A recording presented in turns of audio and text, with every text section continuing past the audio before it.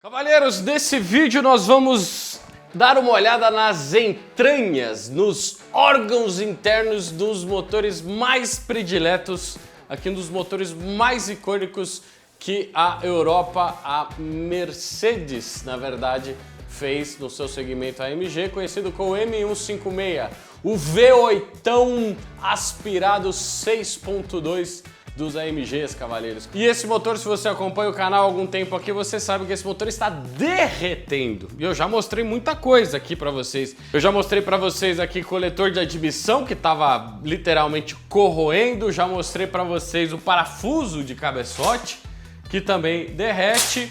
Falei de alguns problemas crônicos, mas o que eu vou mostrar para vocês nesse vídeo, além das partes internas do motor, olha aqui, ó, bloco, virabrequim, cabeçote, né? Vou contar um pouquinho da história desse caso. Eu vi nesse caso específico uma coisa nova, ou seja, mais um item para a lista de um motor icônico que, assim, me deixa triste. Né? Assim, não esperava encontrar isso daqui, mais uma coisa nesse motor, mas é o que tem para hoje, certo? Então vamos mergulhar nas entranhas, vamos relembrar todos os problemas. Se você tem uma MG 6.2, dá uma olhada nesse vídeo que ele é importante, ele é muito importante. E aqui eu vou tentar resumir toda a história aí para vocês. Beleza? Sem mais delongas, vamos começar esse vídeo. E ele tem que ser rápido, porque ele tem que sair amanhã. E eu parei o serviço agora na hora do almoço para tentar falar de tudo. E aí é o seguinte, vai dar? Não sei. Então primeiro, cavalheiros, caso específico desse motor, tava numa AMG, né? Tava numa 63, carro com baixíssima quilometragem ali, abaixo dos 40 mil quilômetros rodados. O que a gente vai esperar, pouco desgaste, né? De acordo com a manha brasileira, né? Carro com 40 mil, nossa, não, rodou demais, tal.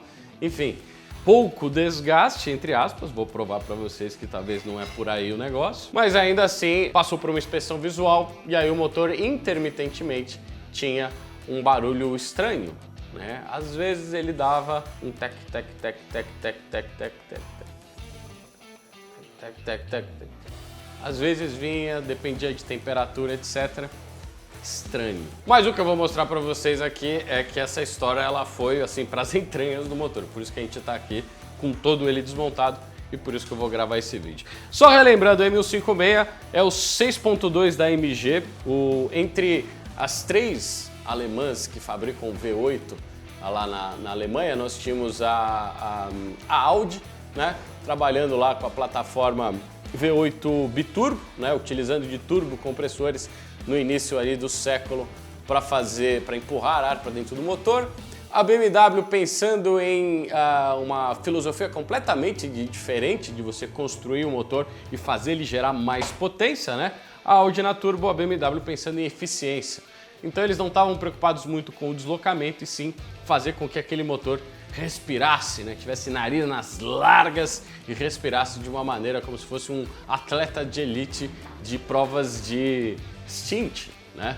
Diferente desse cara aqui, que é a AMG, que é a última delas, que simplesmente trabalha com força bruta, né? Esse aqui é o peso pesado em termos de massa, de carga de motor e, portanto, peso, né?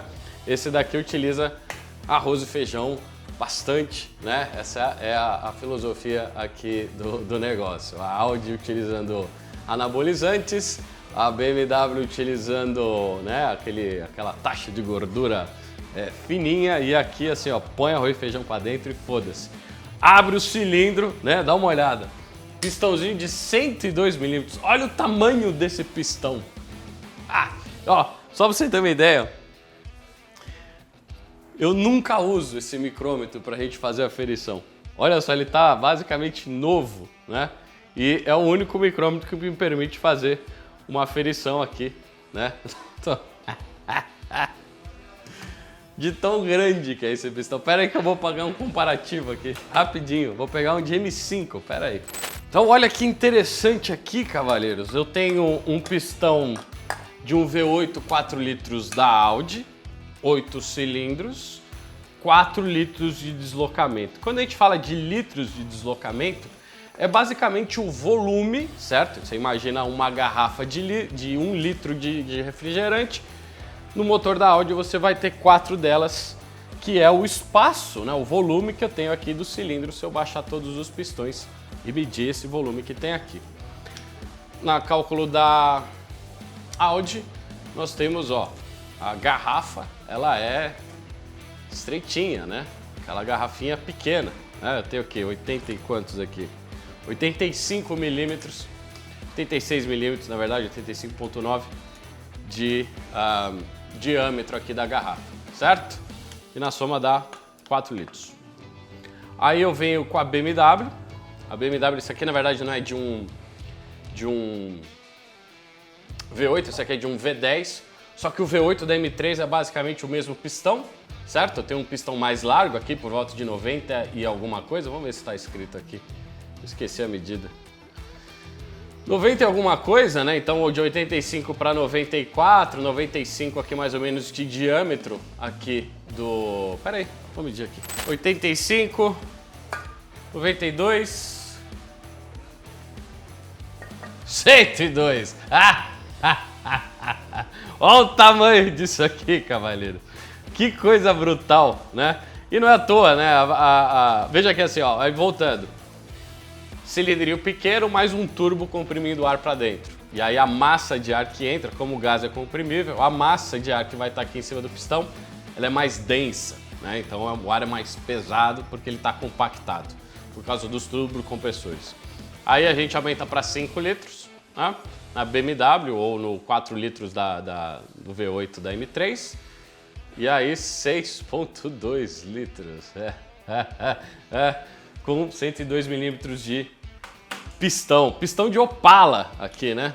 Acho que o 4.1 era por volta disso, não era? 100 e poucos. Então assim, é o que eu falei, arroz e feijão, ossos largos, muito ar entrando para cada vez que o virabrequim aqui gira, a massa de ar é muito maior, certo? E é isso que produz potência, né? Para quem não sabe, motor a combustão pega uma massa de ar, tempera com um pouquinho de combustível, taca fogo. Quanto maior a massa e mais eficiente for o motor, mais potência vai ser gerada. Beleza? Beleza. E aí, assim, características de construção do M156, tem várias características aqui que são muito boas se você partir por um motor de alta performance, né?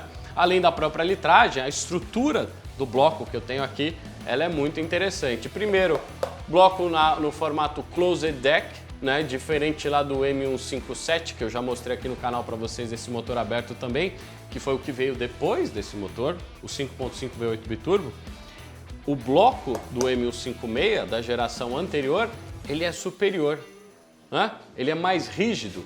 Isso porque aqui os cilindros e a estrutura do bloco, elas têm uma construção que a gente chama de deck fechado ou closed deck, né?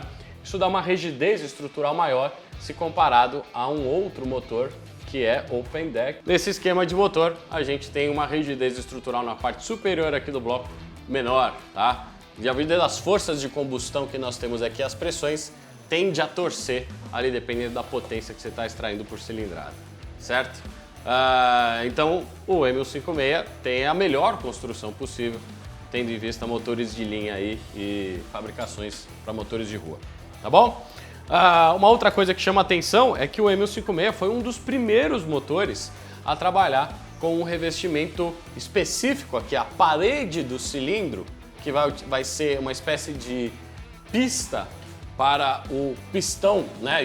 Entre o pistão e a camisa nós vamos ter um filme de óleo, mas para o pistão deslizar. O material que eles utilizaram para fazer a camisa ou a parede do cilindro interno aqui, ó, é um material de uma tecnologia que na época era ainda muita novidade, né? Que seria a Mercedes utilizou aqui o nome comercial de Nano Coat, Nano Slide, que eu esqueci o nome, mas é basicamente o nome que a Mercedes dá para esse material que é depositado aqui através de um spray de arco, né? Então vem uma corrente elétrica, passa um fio, injeta esse pó de ferro aqui, que forma uma camada super fininha de nanômetros, então por isso que vem o nome nano, né? Que cria a superfície de deslizamento do pistão, né? Que a rugosidade é baixa, então ela permite um deslocamento do cilindro sem abrasividade e também a dureza dela é muito boa para esse tipo de interface, né? Lembrando que o pistão aqui está trabalhando em alta velocidade, com temperatura, dilatação, e o controle dimensional, térmico e de materiais aqui, ele é muito importante. Essa tecnologia, ela foi utilizada aqui no M56 como uma espécie de pioneirismo da própria Mercedes, tendo em vista as montadoras europeias. Eles abandonam, voltam para o Alusil no M157, que foi com o motor AMG que veio depois desse, e agora no M177, que é a terceira geração desses V8s, eles voltaram para esse acabamento de 2009. Então os motores mais recentes utilizam a mesma tecnologia e a gente tem a mesma tecnologia sendo utilizada lá no B48, no B58 da BMW, entre outras montadoras também, certo? Qual que é o problema de utilizar esta camisa? É que se eu tiver um dano aqui, se o pistão roçar por vários motivos, isso pode acontecer, todos relacionados a defeito aqui do sistema de lubrificação, do controle dimensional do motor, mas se o pistão roçar e tirar esse material, né, a gente dificilmente consegue repetir isso num processo de retífica, o que acaba levando à condenação do bloco, né?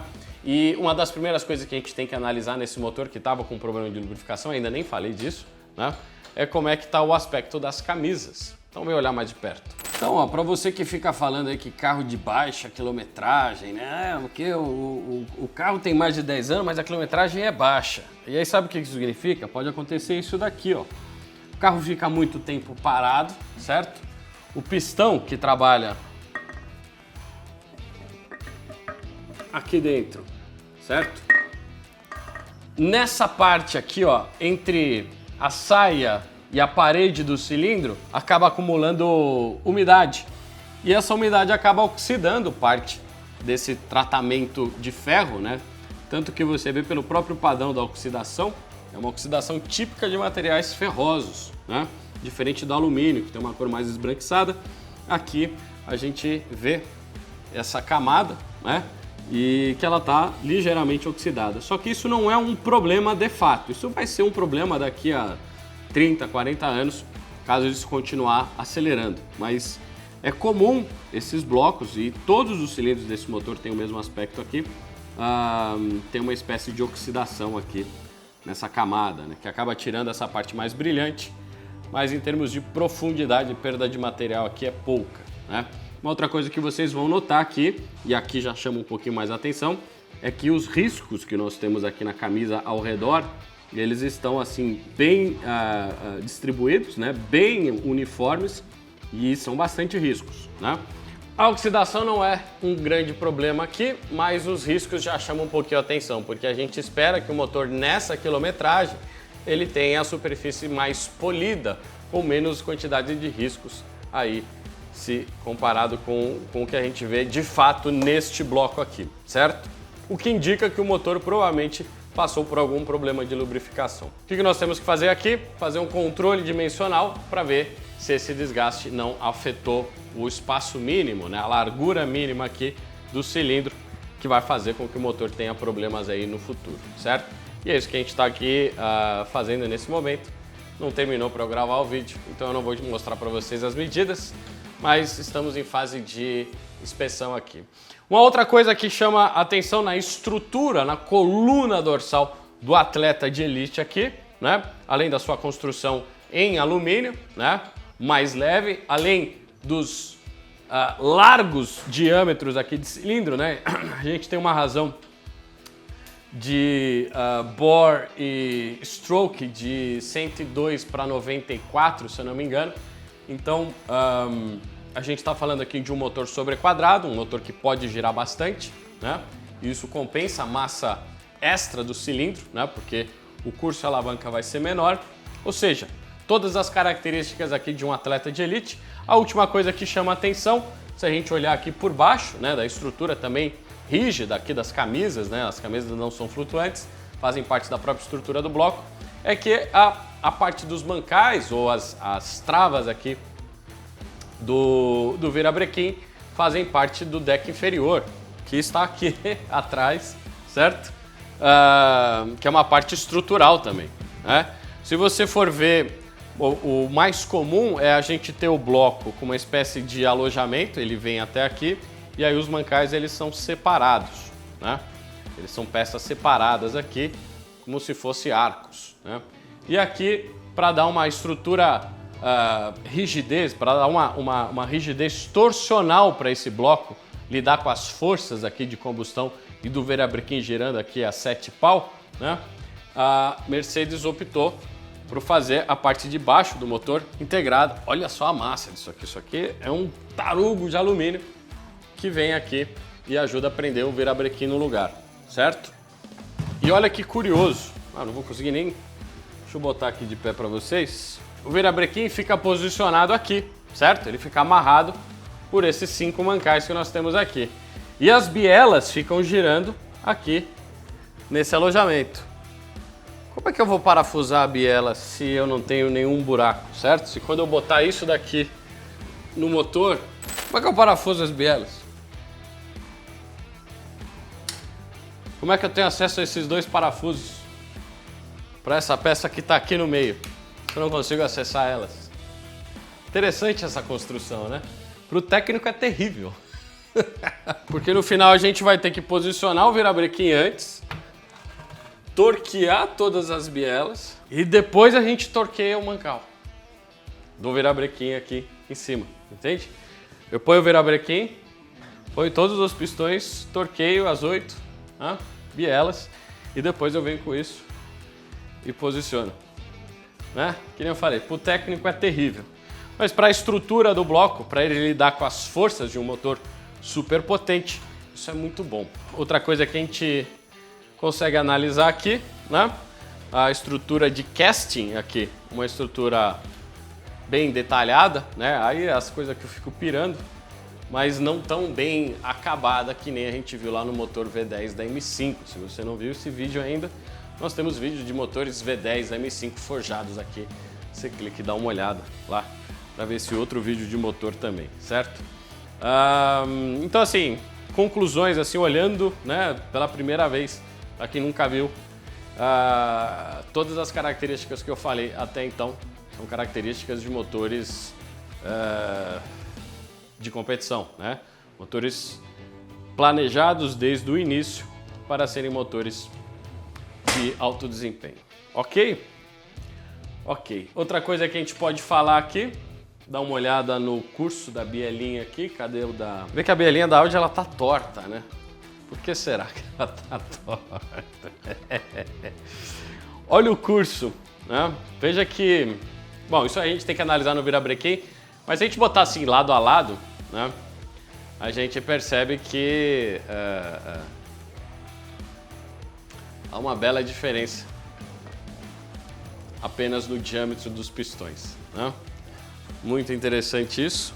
Em relação aos pistões, eu não tenho grandes novidades aqui. Eu tenho as canaletas com reforço, tenho o anel de controle de lubrificação, material do lado da saia, aquele material mais grafitado, sem novidades aqui. Geralmente a gente vê isso casado com algum material ferroso do bloco, em outras marcas, EA888, por exemplo, utiliza o mesmo princípio.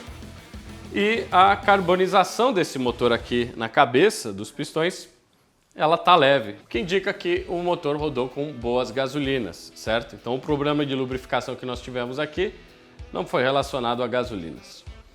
Ok? Bom, falando especificamente dos defeitos crônicos do M156, para quem não lembra, eu mostrei para vocês que os parafusos de cabeçote, eles corroem com o tempo, ok? Eu tenho aqui um dos parafusos. Esse parafuso ele vem e trabalha aqui, ó, apertado nesse bloco, né? Aqui, o cabeçote que tá lá passa pelo cabeçote e muita gente não sabe disso, né? Mas o sistema de arrefecimento fica em contato com o parafuso, né? E isso acaba criando uma corrosão galvânica, junto da corrosão por tensão que nós temos aqui no parafuso. Eu já expliquei isso muito bem num outro vídeo, clica aqui para você dar uma olhada. Esse vídeo do M156 derretendo. Nós acabamos tendo uma corrosão com o tempo, independente de quilometragem. Lógico que pode ser acelerado por ausência de manutenção do sistema de arrefecimento. Certo? Mesma coisa, esse motor já passou. Não era esse o defeito do carro.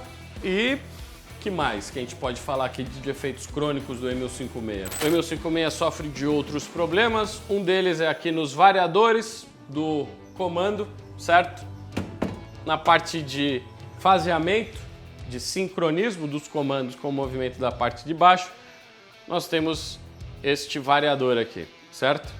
Que perde pressão hidráulica e a partida de manhã, às vezes você vai dar partida e ele descarrega. Aqui dentro eu tenho câmeras, eu tenho buracos que são preenchidos com fluido hidráulico, né? Quando o motor está funcionando, a bomba de óleo está girando, está injetando óleo por todas as galerias que tem aqui, o óleo ele vem parar aqui dentro. E esse variador ele utiliza de pressão hidráulica para fazer a variação de fase, se movimentar nesse sentido e atrasar ou adiantar a abertura do comando aqui, certo? O que acontece é quando você desliga o motor lá no final do dia, né? Você chega lá no teu destino, desliga o motor, a bomba de óleo não está mais funcionando. A pressão de óleo vem caindo. O variador ele foi projetado para reter essa pressão dentro dele através das vedações que nós temos aqui, né? Das interfaces entre os componentes que compõem todo esse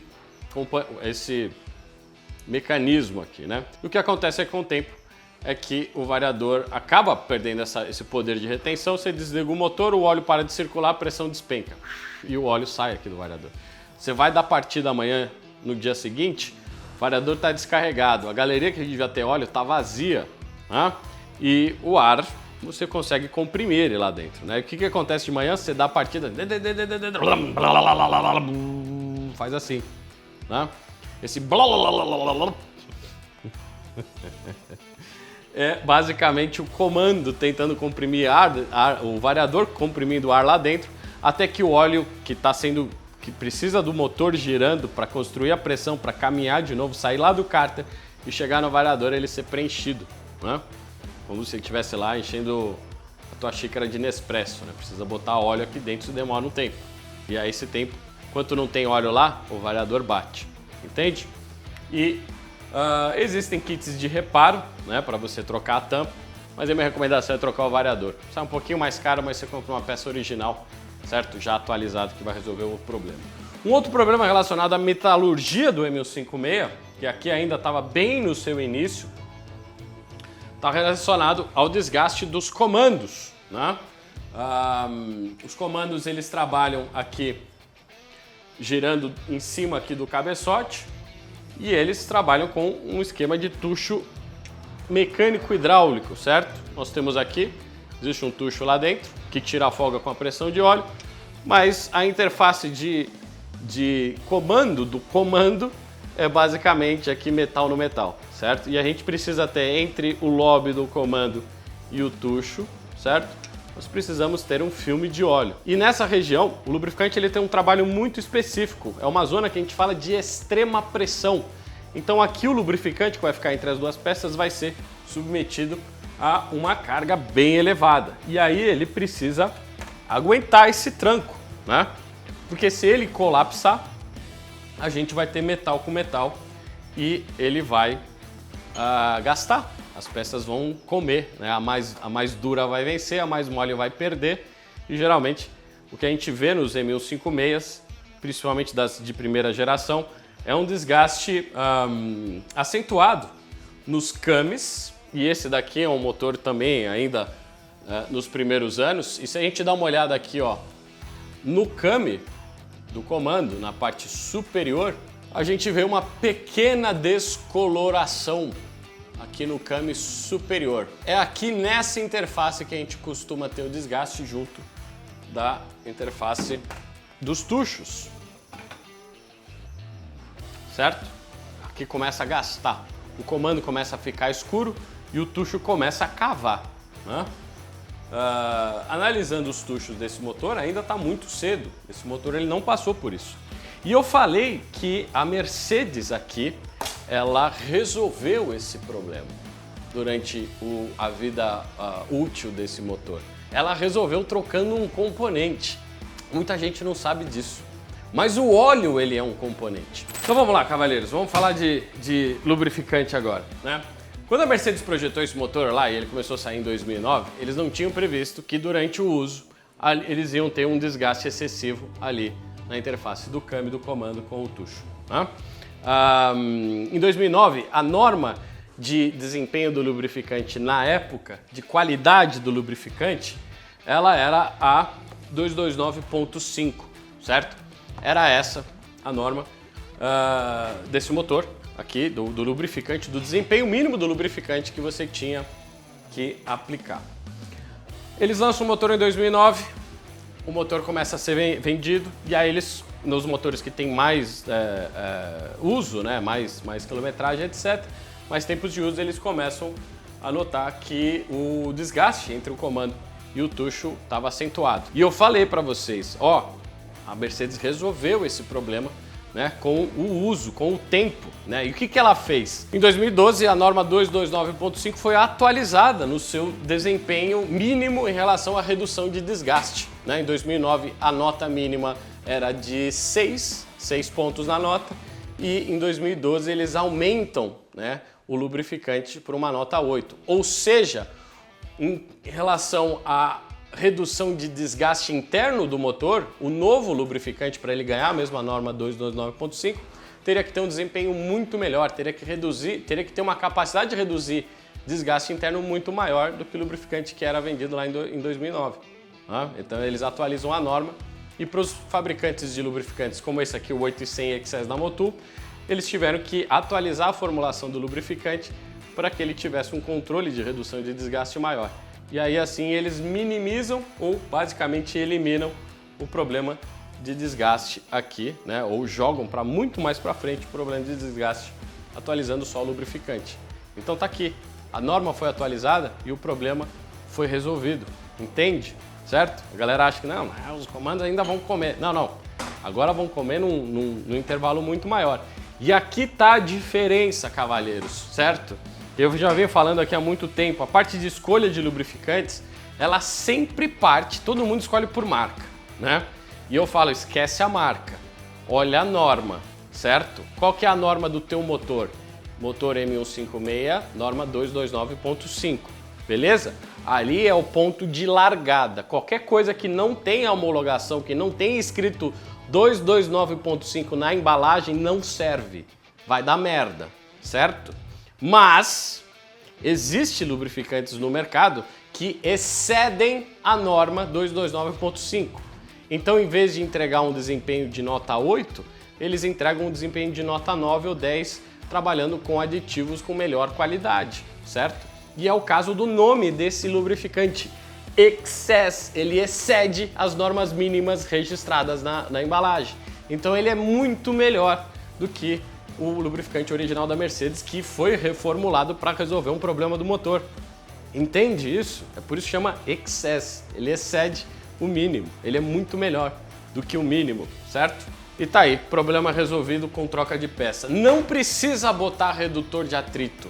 Esse lubrificante ele tem uma formulação estável, certo? Do jeito que ele vem da embalagem. Se você adiciona componentes extras, né, outros aditivos, né, e aí tem vários nomes com várias tecnologias diferentes, o trabalho desse novo aditivo com a base lubrificante aqui talvez não seja ideal. E eu já tive problemas aqui, estava com uma R6 recente que teve um problema catastrófico de lubrificação porque o cara foi lá e botou o óleo de cobra, né, ou o aditivo mágico para reduzir um problema que o motor já estava coberto, se ele trabalhasse só com o lubrificante base, certo? Então, muitas vezes, você está aumentando ainda mais a redução de atrito, né, de desgaste interno do motor, você está aumentando essa nota, só que as consequências você não consegue medir da interação desse aditivo com o lubrificante, certo? Dos outros fatores que eu mostrei aí no gráfico, né? E a estabilidade, a duração, e aí às vezes você acaba criando um problema novo, tentando resolver um problema que você nunca teve, né? Era só escolher um óleo com uma boa formulação, certo? Então, resumindo o assunto do óleo, então de novo, que nem eu falo aqui pro pessoal, né? A maioria compra óleo pela marca. A marca XYZ, sim, marcas possuem no seu portfólio de produtos diversos produtos com diversos desempenhos diferentes. Eu escolho o lubrificante pelo desempenho dele, certo? Então eu parto da norma mínima e eu quero um óleo que me entrega mais do que o mínimo. Aonde que eu encontro isso? Numa linha 800 XS da Motul, certo? Veja que a marca vem por último. O que interessa primeiro é a norma e se ele excede ou não essa norma, certo? Poucos lubrificantes fazem isso no mercado, tá bom? O 800 é aquele que a gente trabalha há mais de 10 anos aqui. Beleza? Beleza. Aí, vamos lá. Esse motor ele passou por um problema de lubrificação. Nós temos aqui os indícios nos riscos aqui, nessa parte que está um pouco mais escada das camisas. Esse está mais avançado aqui também no aspecto do virabrequim. Se você dá uma olhada, os colos do virabrequim, eles não estão mais polidos, eles estão mais opacos, eles estão mais riscados, né? Inclusive eu tenho alguns pontos aqui que já estão escuros, o que indica que esse motor sofreu um problema de lubrificação, mas não relacionado ao projeto, não relacionado à formulação do lubrificante, e sim a um defeito físico, né? Se eu pegar a bomba de óleo aqui desse motor, tá aqui a bomba de óleo do M156, ó, a gente consegue ver os dentinhos lá, que coisa bacana, adoro esses mecanismos. Na verdade nós temos uma bomba dupla aqui, né? E se eu dar uma olhada aqui no pescador desta bomba, que é esse daqui, nós vamos encontrar aqui, ó, na peneirinha, certo? Aqui no pescador, certo? Nós vamos encontrar aqui na peneirinha, no pré-filtro da bomba, diversos componentes de plástico, certo? Ora, se aqui é a captação de óleo do motor e eu tenho objetos obstruindo a bomba de captar esse óleo, eu diminuo a vazão e eu posso criar um problema de lubrificação, tá? Por causa desses pedaços de coisas aqui internas do motor, ó. Eu tenho pedaços de plástico preto, plásticos verdes, plásticos cinzas, né? E tudo isso não deveria estar aqui, certo? E aí eu volto de novo para duas coisas que eu venho martelando há muito tempo aqui no canal, né? E só os românticos, né? Que não concordam comigo, mas é o que eu falo. Motor de baixa quilometragem, carro com pouco dono, né?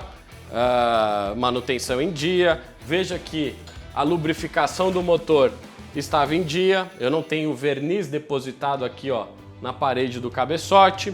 Os pistões estavam sem carbonização, combustível bom, ok? Mas esse motor ainda assim teve um problema de lubrificação. E como é que você descobre isso? Se eu tivesse uma máquina de ressonância magnética, não daria porque é magnético. Mas se eu tivesse uma máquina de tomografia, né, de raio-x ou de ultrassom, que eu pudesse acessar as partes internas do motor sem desmontar, eu consigo dar um laudo para te mostrar se esse motor tá bom ou não. Como eu não tenho essa máquina ela não existe, né, nesse ponto de vista prático, né? Mesmo se existisse, eu não ia conseguir pegar esses riscos, por exemplo, né? Eu tenho que desmontar o motor para emitir uma opinião para te dizer se esse motor tá bom ou não. Então você vai comprar um carro hoje, usado, seminovo, carro velho, entendeu? Não interessa se tem baixa quilometragem, não interessa se...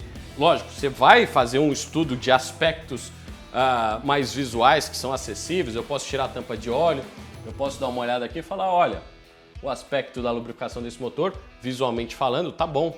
Se ele tivesse andado com óleo ruim ou não tivesse trocado o óleo, eu ia ter verniz depositado aqui, ia ficar tipo um doce de leite, um filme amarelo nas superfícies aqui de metal.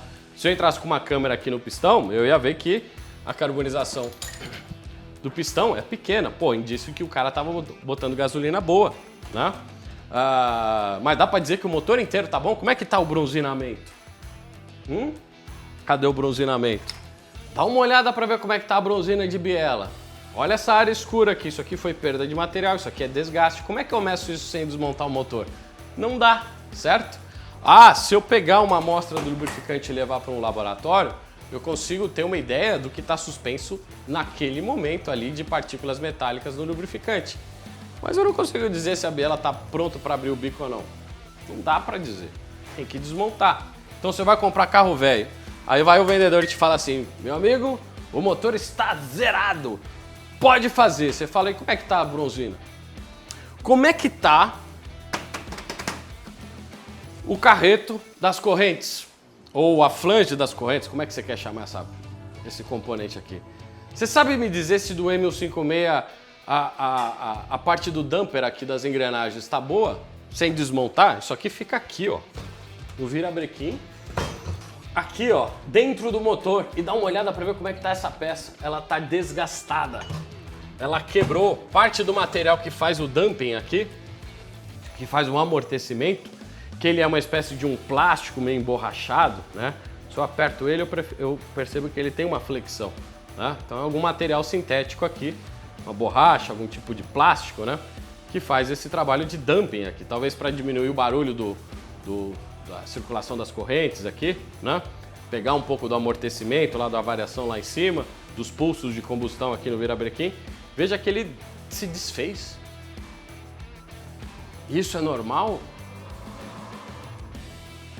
É a primeira vez que eu vejo isso no M156. Isso é normal? Não. Até o momento não. Mas quantos M156 eu desmontei para averiguar isso daqui? Entende? Mas dá uma olhada. Parte aqui se desfez. Tá aqui os pedaços da peça. Então o negócio desmancha, vai para o lubrificante, vai lá para o cárter. Isso aqui continua rodando lá dentro. E aí? Você entende? Então toma cuidado, assim, é uma questão de expectativa no final, certo? O cara falar que o motor tá bom, dentro do que dá para ser avaliado sem a desmontagem do motor, beleza? Não tô culpando o vendedor, eu tô culpando a expectativa em relação ao cara falar que o motor tava bom e, enfim, como é que você avaliou essas componentes internas? Não dá, beleza? Beleza, dá para fazer outros testes de compressão relativa, osciloscópio, teste de lubrificante, inspeção visual, dá. Isso significa o motor inteiro? Não. Como é que você vai ver como é que está o aspecto da corrosão do parafuso de cabeçote? Tem que tirar o parafuso, eu tenho que sacar o cabeçote do carro para a gente ver. Vai quebrar. Tem outro jeito. Beleza? Beleza. O que a gente está fazendo aqui? Estamos aferindo os problemas que esse motor sofreu, fazendo o controle dimensional do motor, né? Como o óleo, a vazão foi comprometida aqui porque esses componentes entupiram a entrada da bomba, isso começa a refletir aqui nas superfícies dos materiais, alguns mais escuros, né? São pontos que a gente vai ter que agora medir todos esses componentes porque eles possuem dimensões de trabalho. E se tiver mais fino, né, porque o desgaste foi alto, ou ele estiver deformado por causa de temperatura, ausência de lubrificante, etc., o motor vai quebrar se a gente não fizer nada, certo? Então a gente está nessa fase agora de aferição. Geralmente eu concluo esses vídeos mostrando para vocês aspectos mais técnicos, mas a gente precisa soltar esse vídeo amanhã, né? Hoje é quarta, o vídeo sai na quinta. E a etapa que nós temos agora, né? Ainda uma etapa de aferição. Aqui, pelo menos, o carreto a gente sabe que vai ter que trocar por motivos óbvios, mas a gente ainda está analisando o virabrequim, né? Ainda está analisando aqui a superfície das camisas, né? Ainda podemos ter um desgaste excessivo aqui nos mancais do comando, né? Porque o motor sofreu um problema de lubrificação. De origem mecânica, não origem de projeto, não foi problema de lubrificante, foi problemas de origem mecânica e lubrificação. Ainda não falei dos outros problemas que o M156 tem, eu já citei isso nos outros vídeos, como por exemplo os bicos injetores, né? Esses daqui parecem novos, né? E o normal é eles primeiro brotar combustível pelo conector, né? O que significa que o plástico ressecou daqui da carcaça. E o outro eles travam aberto. Você desliga o carro de dia lá, né? Tá lá a pressão de combustível acumulada na flauta, você desliga o carro, o bico é para fechar, né? E ele não fecha, ele fica aberto. Aí começa a vazar todo o combustível aqui. Aí o combustível passa pelo duto de admissão, entra na válvula e enche todo o cilindro, né? Ele vem enchendo todo o cilindro aqui. Aí você vai amanhã dar a partida no motor, você vai girar o motor, o pistão tá lá embaixo. Entre o pistão e o cabeçote tem gasolina, aí a gasolina vira um caos, né? Porque encheu de gasolina aqui, o pistão vai subir e ele encontra a parede, o teto. não dá para comprimir gasolina, o motor trava, né? Faz... né? Vários casos aqui que a gente já fez. Conheço casos de que o cara perdeu o motor, porque o motor de alguma forma conseguiu, o motor de partida conseguiu vencer a compressão e depois ele quebra. Mas a maioria dá esse tec, o carro não liga mais, traz aqui, a gente seca o combustível que está na galeria, troca o óleo e troca os 8 injetores. O último caso que eu já não falei aqui extensamente nesse canal, está aqui ó, no coletor de admissão. Como vocês sabem, ele sofre uma corrosão galvânica aqui, os componentes de fixação das flautas, no throttle plate das borboletas que estão lá dentro, e eu não vou desmontar isso agora porque eu já tenho inúmeros vídeos falando sobre isso, e também aqui nessas partes aqui, principalmente onde tem essa espuma aqui, ó, aqui embaixo costuma reter umidade e aí começa a corroer e aí dá um buraco, aí dá entrada de ar no motor, você não sabe o porquê, e tá aqui dentro, ó, embaixo dessa borracha tem um buraco porque o negócio oxidou, enferrujou de certa forma. Então é isso, cavaleiros. Nossa, que horror, que coisa, assim, que BO. Nossa, deixa eu falar uma coisa. Um dia um tio meu me falou assim, ó, Guilherme, todo homem deve trabalhar para sustentar os seus vícios. Você quer fumar? Ganha dinheiro, compra o teu maço. Entendeu? Você não precisa ter esse problema. Sabe o que você pode ter? Você pode ter aquela vida ideal do Instagram, limpinha, bonitinha. Sabe o que você faz para ter essa vida e não passar por isso? Você compra um carro elétrico, um BYD Seal. Ele é macio, ele é confortável, tem materiais maravilhosos, assim, uma tela gigante. Você liga ele de manhã, ele não faz nada. Ele faz assim, aí você passa um bava, aí você vai assim, ó, na tua vida, confortável, levando. Aqui não, cavaleiros. Aqui é o seguinte, se liga de manhã, ele faz assim, ó, e a telha parece que vai cair o telhado, você fala, puta merda, velho. Mas sabe o que acontece, velho? O cara vai trabalhar mais feliz no final. E aí é aquela frase de Shakespeare em Macbeth, que chega a Lady e fala lá pro potencial rei lá, pro cara que quer usurpar o trono e fala pra ele, quando ousaste foste homem. Então se você é homem, entendeu? Você tem dinheiro de sobra para sustentar teus vícios. Isso aqui é um vício, cara. Entendeu? Só que isso aqui também é uma obra de arte. Isso aqui é um mecanismo, né, que te entrega trabalho, te entrega deslocamento, mas te entrega também testosterona. Entendeu? Então se você está pensando em se unir, se a tua testosterona está em dia, e você está pensando em se unir a esse clube de cavalheiros com problemas mentais, eu estou ali passando informações relevantes que são relacionadas ao risco do esporte que você quer praticar, certo? Ou não. Fica aí na tua casa, bonitinha, senta no sofá, tua vida perfeita de Instagram, você vai lá, faz uma selfie. Olha só o meu novo vídeo. E por último, cavaleiros, vocês já viram que a gente está transformando o canal aqui da Vanguard. Nós vamos ter muitas novidades até o final desse ano.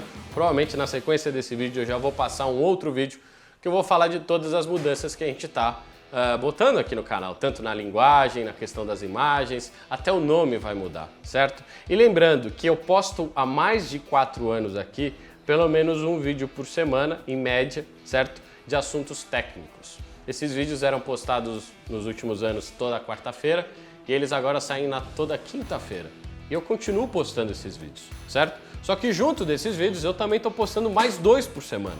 Um que são as listas, que estão saindo agora de terça-feira, que eu falo de assuntos diversos relacionados ao mundo automotivo, de uma maneira bem lúdica e tranquila, né? E no domingo agora está saindo o Talkzão, que eu trago pessoas aí do mercado automotivo para a gente falar de carro, certo? Então, para você aí que está sem o controle da sua vida, que o algoritmo te empurra os vídeos que você quer ver e você não escolhe mais os vídeos que você quer ver, você acha que você está escolhendo, mas não está, né? E tá reclamando aí, eu não aguento mais esses vídeos diferentes, gostava dos vídeos antigos da Vanguard. É porque você não sabe, tá? Toda semana tem um vídeo técnico aqui, só que o algoritmo não te empurra. Você fica olhando aí os traseiros de donzela, né?